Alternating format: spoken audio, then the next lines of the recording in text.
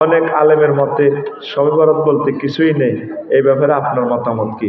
তো অনেক আলেমের যেটা স্টাডি করছে এটা তো আছে, শাবানের 13-14 প্রত্যেক রমজান এই চন্দ্র মাসের 13-14-15 রোজা রাখা সুন্নত, এটা তো দায়মি সুন্নত, সহিহ হাদিস দ্বারা প্রমাণিত।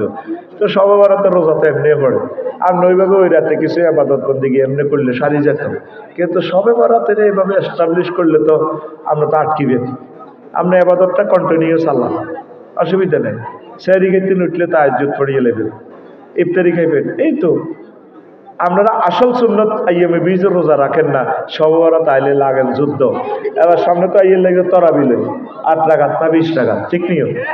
এবার ঈদও লাগা লাগবে, সানপুর তো ঈদ লইয়ানে আগে বাগে, ঈদও লইয়ানে রোজা নামা আলায়, রোজা যাবি গনায় আয় আয়।